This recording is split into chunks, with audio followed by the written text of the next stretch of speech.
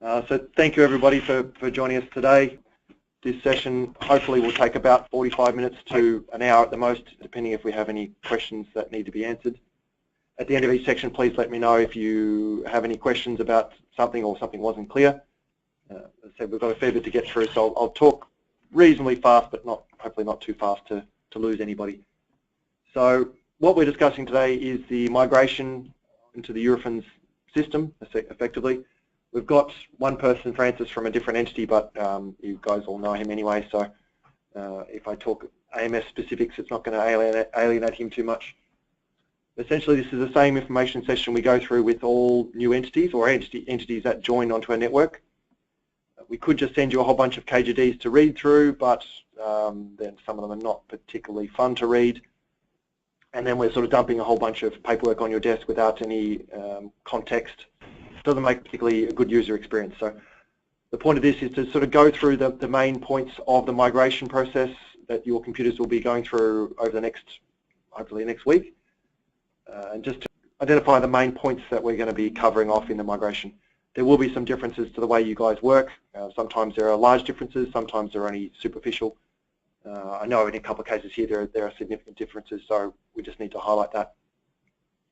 So the purpose of this email the user guide that I've sent through to all your Eurofins mailboxes, so if you haven't been migrated yet, you haven't seen it, but as soon as you do migrate, this will be one of the first emails in your inbox. So this is a briefing session about the user data storage policy KGD and the password policy KGD in principle. KGD stands for Key Group Documents, so that's a Eurofins policy document that is propagated from Belgium and goes around the world, and everybody needs to read them and comply with them. So there are dozens of KGDs out there. Some are finance ones, some are chemistry ones, some are IT ones, some are marketing, some are various other KGD. So not every KGD has to be read by everybody. At the top of every KGD, and we'll have a look at one in a minute, it does tell you whether you should be reading this or not, or whether it's important for you to read or not. Basically, the higher up the tree you are, the more you need to read. So technically, Jennifer probably needs to read a lot more than everyone else. So this, as I said, goes through the user data storage policy and the password policy. It's not a get out of jail free card, so it does say in bold on this. This is only a summary of the KGDs. We still need you to read it. The password policy is actually pretty easy, so that's not a problem. And the user data storage policy, it is something we come around to you over the course of the next probably a month and nag you to have signed off on a piece of paper saying you have read it. It is important for people to understand. So we'll make a start. The first one is what we're going to be doing, changing on your computer, is how you log into the computer. So your login for your computer is going to be your PUID. So your PUID is your personal user identifier. Everybody gets one of them when they join Eurofins. It's an alphanumeric 4-digit code.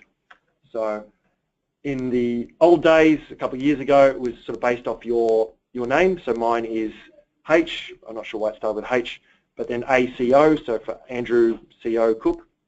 But we started running out of suitable PUIDs that match people's names because Eurofins kept growing, so now it's a randomized one. For example, Deval's there is U6G9. They're not easy to remember. You do need to remember yours. So your PUID is your ID for all Eurofins services effectively. So that's the first part. Obviously you're logging with the username. The second part, of course, is your password. So Eurofins has a password policy that will have a quick look at the KGD just to give you an idea of what a KGD looks like, but also to step through the rules on it. So I've just brought it up here. Can everybody see that on the screens? So you can see at the top, as I mentioned before, we've got this section there. It talks about who needs to be reading this. So you can see this is a KGD that says must read basically for everybody. So all group employees basically covers everyone, of course, all the way up to divisional leaders, group leaders, boomers, finance leaders, IT you can see there. So all the IT KGDs generally will have must read in IT, and don't worry about it for other people because it's our job to implement them. But this one is important for all Eurofins users. So this is only a 7-page document, so it's fairly straightforward. The purpose of the policy, of course, is to have a secure password policy for Eurofins. Now, I'm quite sure Sensible has managed a reasonably strict password policy with AMS, but I can't talk to that. I certainly know from my previous history in the number of entities we acquire, some companies take it very seriously. Some companies don't because they're a very small company and they're a small target, so they don't have to worry about hacking attacks. Of course, now we're part of the Eurofins global network. There are however many thousands of people now joined us. The last press release, I think, was 30,000. I can't remember. It's always growing. So we're a big company, which makes us a big target, which makes us need to manage our security a lot more strict than a small business used to do. So we'll come to the rules, what is a good password, in a sec. We'll go over the rules, principally what your password needs to be. It looks like this copy of the KGD hasn't been updated because it says 8, but the password requirement now is 10 characters. You can't have your name, your PUID, anything that identifies you in the password, obviously for security reasons. It needs to have 3 out of the 4 of uppercase, lowercase, number or symbol. It can have 4, but you only need 3. You can have strings or sequences, so your password can't be 1, 2, 3, 4, 5, A, B, C, D, E. It shouldn't have any words, and it really shouldn't have any number substitution of words. Your password shouldn't be password with $signs in the S's. They're just as easy to crack. Please don't put your password as Eurofins or Fins Euro or Fins PUID Euro or anything like that. Your password then expires every 180 days. Once again, this needs updating. It says 90. So every 6 months your password will expire, and you can't have passwords that were for the last 4 times. So your password needs to rotate, it needs to change, and it needs to be complicated. So the main reason we make it a complicated password is because the principal way of attacking a password is what's called a dictionary attack, where the bad guy just has a dictionary and just randomly goes through the dictionary, adds, pretty easy to guess, suffixes or prefixes to it, adds in symbol substitution or number substitution, and can hack your password very quickly. So we're asking for a complicated password that changes, that can't be the same as the last one. So most people sort of roll their eyes and go, I don't know how to do that. So on the password policy, it does give you a good example of how we ask you to manage your password. So basically it's a mnemonic password which represents a sentence or a phrase that's easy for you to remember. So the example there is Fred and Wilma like to have ham and eggs for dinner, and you end up with a password which has got an ampersands, letters and numbers. So a password that would never get hacked. So going back to the user guide, I've added a few fairly handy examples of what you can use as a password. If you're bad at remembering your anniversary and get in trouble for that, you can always use your wedding anniversary as your password. Affirmations, what your goals might be, what your hobbies might be, what you like doing on the weekend, maybe your favorite song lyrics. So basically it should be a fairly easy way for you to make up a password that is, in the end, impossible to crack. So when we do come around to migrate your PC, we do ask you to have a bit of thought about it beforehand. It is pretty easy to come up with something that you can tell yourself that you will remember.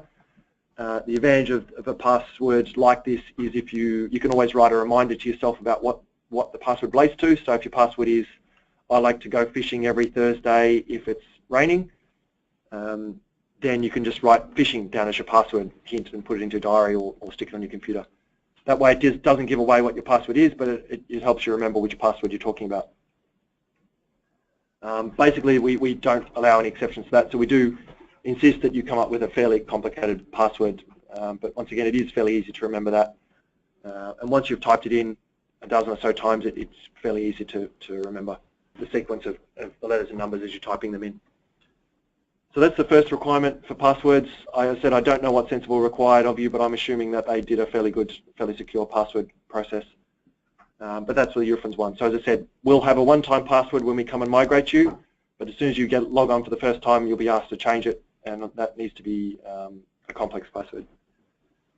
So the second element of that is it's all good to have one complicated password, but if you then use that one complicated password for every system that you log into, then that becomes a vulnerability. As you may or may not know, a lot of very large websites and very large corporations get hacked and their passwords get published and sold. Sony, the PlayStation Network got hacked a couple of years ago. Apple got hacked a little bit a couple of years ago. Basically, if you put your password out there and it's the same password as you use on 20 different logins, then at some point you're going to be compromised. So especially if you're logging into other systems or other websites, please make sure you use a different password for each system. We certainly don't want you using your PUID password to log into your Hotmail or to your bank or to your on a Netflix account or something like that. Because if one of those gets hacked, then Eurofins can be compromised as well. So, of course, asking you to remember a complicated password for every system that you use and a different one each time is not going to be possible. So we have what's called a password vault, which Deval and Tom will put onto your computer. Basically, that's what it is, what it says. It's a password vault. So you put your passwords in there and it locks them up. So you have one master password for that vault, and then you can store all your passwords in there. So, for example, I won't show you my passwords, but I can bring you up my password vault. I can show you what I do. So this, for example, is my password vault on the screen, if you can see it. I've got a number of different categories for my role. One of them is retail, because I need to buy IT equipment. So you can see I've got a different login and password for each of those different IT companies that sell equipment. So it's fairly easy. What you can then do is you can double click on the URL and it opens the page. You right click, copy password and copy username, and you type it in, and you copy and paste it in, sorry. So it's fairly easy to manage your passwords in that way, and that way you've got incredibly complicated passwords that could not possibly be hacked, and if one of those sites gets compromised, then nothing else gets compromised, so you're still secure. So if you do use a different password for other systems, as I said, please make sure it's a different password to your POID one. We also recommend you do have a complicated password for your other systems.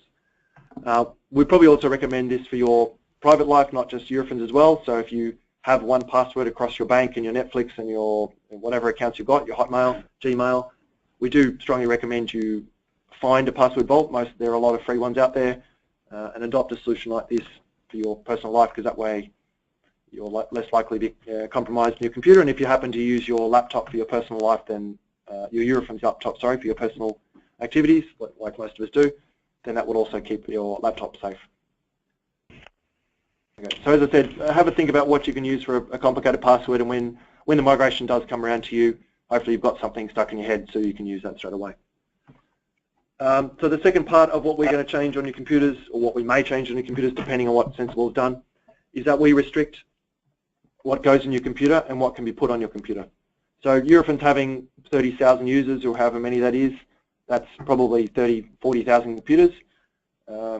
If we're trying to support every one of those computers from a service desk level, and everybody has their own software on it, it makes it incredibly difficult to manage those PCs, because we don't know what's causing problems, we don't know what might be compromised, we don't know what software might be vulnerable and what needs to be patched or what needs to be updated. So essentially Eurofins has a set list of approved software which does get updated as software changes. That goes to what's called the IT Technology and Architecture Council, which is called ITAC. So they review any software application that you need to use. If it's not on the approved list already, they will look at it, see if it's secure, safe, see if we have an alternative that's already in use. Maybe we have a free solution that's already in use. If we do have a solution that's already in use, then they would say, no, don't use that, use this. If it's not in use, then they would review it, and if it's important for your business process, basically they wouldn't reject it, because your software is there for a reason, hopefully. Please note though, if you've got a laptop, then things like games, software like that probably will not be approved by them. So the process for the approval there is typically 48 hours if it's a simple application you're installing, so it's fairly quick. So what we do when we migrate you is to review your computer and the software that's on it. If there's any software that's on that computer that's not on the ITAC list, we're not just going to rip it off because we're assuming it's on there for a legitimate purpose. What we do is we'll assist you to make an application to ITAC for that process, for that software to be approved, and once it's approved, then we'll obviously leave it there. If it comes back as a rejection, then we'll discuss with you and them about why it's rejected and how we address that, whether we can escalate it to Jen or to even higher up, or whether we look at alternative solutions. But things like instrument software, of course, that always just gets greenlit. Most business applications get greenlit without too much problem at all. So that's what we do. We make sure that your computer only has approved software on it. But there's not much point doing that if we walk away and turn around, you just install your games back on the computer. So we do have a restriction on computers to prevent the installation of software without the assistance of service desk. So what that means is you will need a service desk agent to put in their password to install software if it's not already something we can deploy automatically. So We do have solutions that allow us to deploy, say, Office if you don't have it on your computer, remotely and silently. You don't even need to push a button. We just push a button at our end and it's installed. That's not available for AMS yet, but it will be in the relatively near future.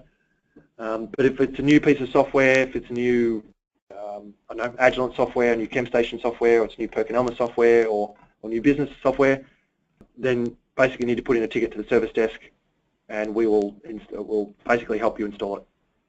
That is a bit of an efficiency speed bump, but we do it for the two reasons. One, so we stop the promulgation of software that's not approved, but also because a lot of viruses tend to spread that way through executable files that can install on your computer. And if we block executable files, then we block viruses. So we do it for security as well as a standardization and management perspective. Any questions on that at all? I take silence as a no. So storage of data. Eurofins has a SharePoint site which is hosted in Europe, which we store all our critical documents. All our KGDs are stored there, all our large policy documents, all our financials, all the critical company information is stored on what we call DMS. That's a document management system. We also use ETQ, CRM for client management, T4, which is a quality management tool. So we have quite a few solutions. Pretty much they're all hosted in EHAD, which is our Eurofins High Availability Data Center. We love acronyms in IT. That's in Hamburg, so that's where our main data center and main storage of IT systems is.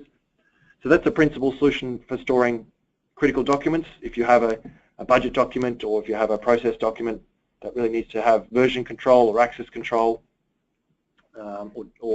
basically that's it, then that's where we want to store those documents. So if you need to store a document or should store a document on DMS, we can show you how and where to store that document.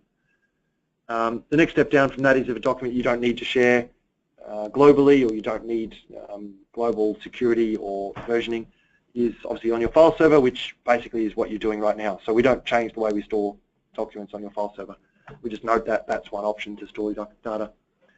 And on laptops, we can store your data also on the laptop, and then we'll back it up to the file server. So for those who have laptops, we'll go through that process, the backup process, in more detail when we migrate you. You can also store your personal data, of course, on your laptop. The one thing we say about that is that we are not responsible for your laptop's personal data. If your laptop gets wiped or dropped or stolen and it breaks tomorrow, and we don't have access to the data, then sorry, you've lost that data. I'm not sure why you would store a lot of personal data on your work laptop anyway, but just note that we don't recover that data for you. Data backup, so we sort of covered that a little bit. We do back up what's on your desktop and also in some folders which are stored under My Documents. When we do the migrations, the guys will show you where those folders are. The widget is something we install on your desktop. We are about to launch the new version of the widget, so it won't look like this, but it looks something similar. Basically, it gives you information about how to contact us on the service desk. It also has some links to some important Eurofins documentation, like the user data storage policy, which we're linked to on this guide as well. And also links to the backup script, which can back up data, as I mentioned, on your desktop and in the selected Eurofins folders on your computer. So basically that covers off the PC. There's obviously different circumstances, whether you're a laptop user, whether you're an instrument user, which has shared logins. Deval mentioned you guys don't have shared logins, so that's not really an issue for you guys. But whether you're a user who uses the same login over across multiple computers, or whether you just have one computer that's yours, which you use your email on, depending on your use case, Deval and Tom will show you how we set up the backup process. So the next phase is talking about your email. So when we migrate you, we'll migrate you onto a Eurofins email address. That's first name, last name at eurofins.com. As part of that setup, you will also get a PUID at eurofins.com email address. So I've got Andrew J. Cook at eurofins.com and Heiko at eurofins.com. So if you have a name that is long or complicated to spell or difficult to spell or unusual to spell, that you have trouble telling people over the phone, having to spell it out every time, or if it's a long name, you don't want to write it out on a form, anybody ask Tom's surname and you'll find out a good example of that, then you can always put down your PUID at eurofins.com, and that and that email will still get to you. So you may think of a circumstance where that may be useful, whether you're telling someone your email address over the phone, as I said, or in person, or filling out a form. So they're the examples I can think of. You may have other circumstances that may be useful in that case. It does mention there, say, note all legacy email domains are required to expire 6 months after each entity has completed the migration process. So we would define the migration or completion of that is we've moved every computer and every mailbox and every distribution group and every instrument mailbox and every accounts mailbox. We aren't, let's say, particularly strict on that. We're not going to pick a date and go, right, no more emails for the old addresses at this date. We will manage it with Jennifer's help. Essentially, anything sent to your old AMS Labs email address will still be forwarded straight through to your eurofins.com for the next 6 months. We would appreciate telling anybody you come across, whether that's in person. I would look at changing your business cards. I would look at changing any flyers or advertising material. We would certainly change your email signature, of course, to point to the new address. So even though emails will still come to your old address for 6 months at the minimum, we would start recommending you guys start telling everybody what your new email address is. Now, that's obviously a business decision when you do that. Maybe you wait until we've got all the critical people across before you start reprinting business cards or flyers, but it is something we need you to keep an eye on. Yes, for at least 6 months, anything sent to AMS email addresses will come straight to you, but you'll send from eurofins.com. So naturally, most people will start replying to you at eurofins.com and then stop sending to the old address. The concerns we've mainly got about the old address is people who might send you an email once a year. Obviously, if we cut your email off in 6 months, then that once a year email may miss you and may not get through to you. So we do have an extended process where we forward emails through to you and bounce back to the user saying, sorry, this email is going to be going fairly soon, and then start telling them, look, it's gone already, but still forward it through for a short period. We do then leave it up to you guys to contact your clients and others to make sure that they do change the email address over. One thing we do need to point out, of course, is if you use your AMS email address as a username anywhere, whether that's on internal systems or websites. A good example is we used to use our old legacy email address for our Seek login when we were hiring people. If that email address gets expired in 6 to 12 months' time and you're still using your old account, your old email address as your username, if you forget your password and it needs to send you a password reminder, obviously that email no longer exists, so you can't get your password reminder. So certainly any systems that you log in with your email address, we ask you to, as soon as you migrated, start looking at changing them over. And while you're changing them over, you might as well employ KeePass to use a high-level password at the same time. So the biggest change for you guys is the size of your mailbox. From what Debalas told me, you guys have got a mailbox basically that is never-ending. It can just be as big as it needs to be. That was also my experience when I came from MGT. We used to have very, very large mailboxes because you could. Unfortunately, with Eurofins, with 30,000 staff members, with mailboxes mostly stored in Hamburg, we can't have a situation where everybody has a mailbox as big as they want, or else we just wouldn't be able to afford all the storage. So a fairly standard corporate policy is to limit the size of your mailbox. When corporate, I mean, big business, a lot of big businesses do this. So in this case, Eurofins has a 1 gigabyte cap for your mailbox, and to be honest, that really doesn't get extended no matter who you are. So everybody's going to have 1 gigabyte in your mailbox, and that's it. As it starts getting full, you'll get notifications from Outlook. It'll start sending you emails saying your mailbox is getting full, your mailbox is getting full. Once it is full, then you are no longer able to send or receive emails. Basically, full stop. Your client will send an email to you. They'll get a bounce saying, sorry, Joe Blow can't get this email, and you can't send out. So it is a very important hard limit that you need to be aware of. When we migrate you across, you will have an empty mailbox, and we'll talk a little bit about why it's empty in a sec. So you've got a little while for that mailbox to be full, but we do have to reinforce that there is a limit there, and that limit is up to you to manage. It's up to us to explain to you different ways to manage that, but it is entirely on you to manage that. If you're going to go away for a 6-month break, then you need to make sure your mailbox either forwards onto someone else and doesn't deposit, or you make sure your mailbox is pretty much cleaned out to start with, or you check it while you're on your break. Once again, there are things that we can help out in that case. As your Eurofins mailbox gets full up, then basically you can click and drag or set up an auto archive to your AMS AMS mailbox, so that continues to grow with your old emails, while Eurofins.com mail stays under the cap. It does mean if you've got email on your phone, you won't have access to those archived emails anymore. It's also something we need to talk to Jennifer separately about. There is an online solution that it costs a little bit of money, but allows you to have a unlimited mailbox in the cloud, which we can always access at any point. So that's something we need to discuss with Jennifer in the next day or two about whether we deploy that for certain users or not. Any questions on that at all?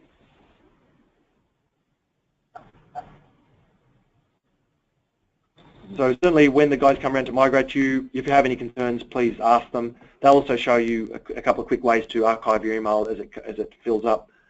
But as I said, you start from scratch, so you've got a gigabyte, which is probably a few months worth of emails, depending on how heavy an email user you are, before it starts looking like it's getting full.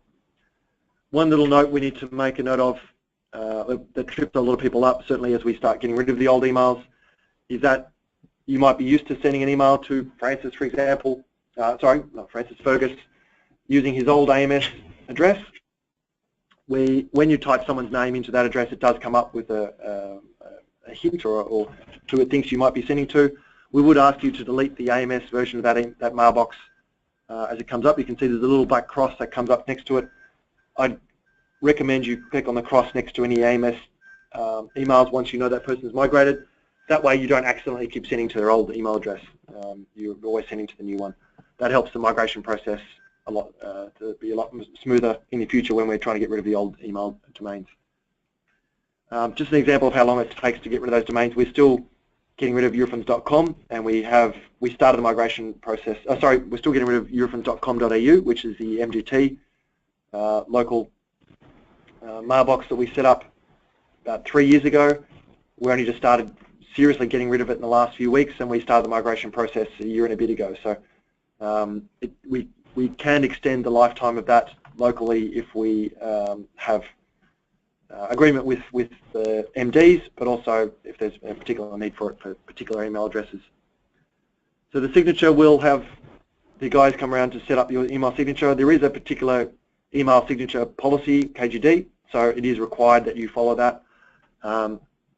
It is fairly bland, the Eurofins signature, no pictures, no logos, no lovely fonts, no Comic Sans, rainbow coloured text, nothing like that. We do ask you to keep it as it is set up. If you change your role or change your position or change your location, please just update the text. Don't be tempted to change what's on the email signature. Emails and mobile phones, we will set that up as part of the migration process. My personal opinion is that we would only set up emails on a company supplied phone or on a phone the company pays the bill of, because your data allowance is going to be used up quite a bit on attachments and downloads. But I don't know how your business operates, and I'll leave that up to your business to do. The one thing we do need to make you aware of though is if in the event you lose your phone or your phone is stolen, or if you happen to bring your own phone to to AMS and start using it and then quit or leave or get fired, if we don't uninstall this on the mail links on your phone, then we have to do a factory reset of that phone. So we have to trigger the remote wipe of your phone. So if you're carrying your phone around, you lose it, or you're carrying your phone around and get stolen, or if you quit and leave, then we have to do a factory reset. So we very strongly recommend you do a backup of your phone contents and especially your contacts, because if you obviously will wipe it, then you'll lose everything. And of course, likely to be sensitive Eurofins information on that phone, so we can't wait a day or a week or a month for you to hopefully find it. So if it's definitely lost or if it's definitely stolen, then please let the service desk know, and we'll have to do a wipe. Basically, that's most of the information I've got to pass on. I've got a little bit of time now to answer any questions that anybody's got or any concerns, or to go back over anything I wasn't particularly clear on.